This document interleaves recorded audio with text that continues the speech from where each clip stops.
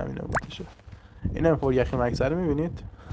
فکر نکنید این اسکین منه، این اسکین چیته. خب اینم گذاشتیم براتون. و اسکین چیت یخی حالا خلاصش فقط انفور یخی روش بود همینجوری فقط، و آن هیت روش نداشت، ولی ما آن هیت هم بهش اضافه کردیم. خب اول از همه برای فعالسازی هلمت اینفرنو، همین هلمتی که دارید میبینید، اگه هیچ هلمتی نذارید نمیشه اصلا. خب باید حتما این هلمت آبیه رو آبی این قرمز سفیده رو باید داشته باشید که معمولا همه اکانت این هلمت رو دارن، خود میشن بهشون میده.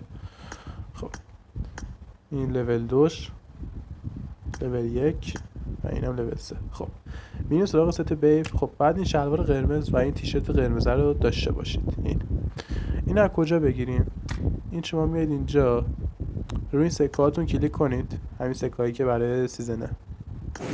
خب میایم اینور، بعد بیاید تو این یکی قسمتش. خب نه من از اینجا خریداری کردم، کلا میتونید خیلی راحت بخرید، همه سکه‌ها رو دارن، هیچ مشکلی نداره. خب میریم سراغ انفور یخی. اول کیفم بگم که تمام بشه. خب برای فعالسازی کیفم باید اینو فعال کنید، فقط لول 1 رو نداره، ولی لول 2 3 شو داره. لول 1 کسی کیف فر نمیداره، معمولا همه لول 2 و 3 دیگه. خب اینم از این. خب میریم سراغ انفور. برای انفور حتما باید این انفور ارتشی رو داشته باشید تا چیت فعال بشه. این نداشته باشید هیچی نمیشه.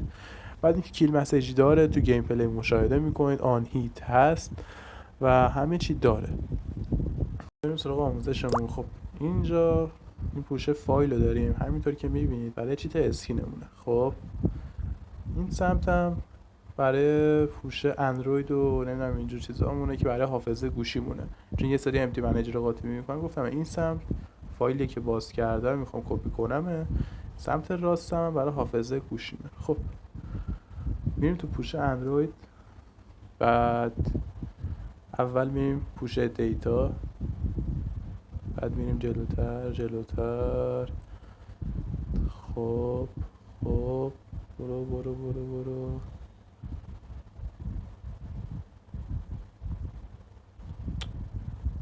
چقدر زیاده.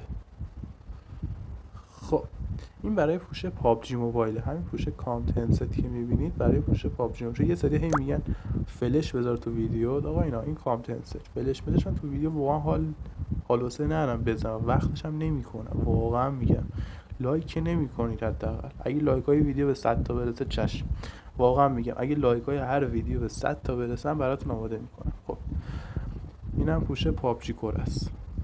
خب آموزشی جایی گذاشت، جفتشون یکیه، هیچ فرقی نمیکنه. خب بریم برای پابجی گلوبال. خب این پابجی گلوبال هم اولم گفتم. خب واردش میشم. خب نگاه کنید دو تا گوشه به اسم فایل شبیه هم داریم.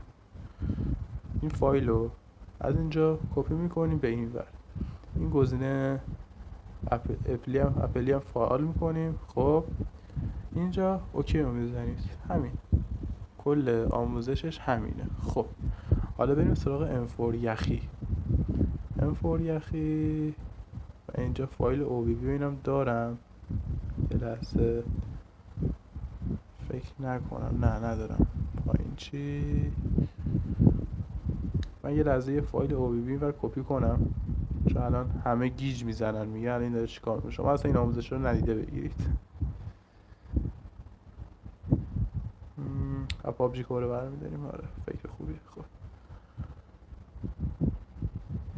مثلا اینجا آموزش رو بیخیال شید، فکر کنید اینا کارا رو انجام ندادم من. خب حالا درسته این اوبی پابجی کور اصلا اهمیت ندید حالا بهش. خب الان برگشتم تو همون پوشه‌ای که بودم. خب اینم OBB انفور یخی مونه. خب همین OBB انفور یخی مکسی که تو ویدیو مشاهده کردی. خب اول از همه میریم تو پوش اندروید باز.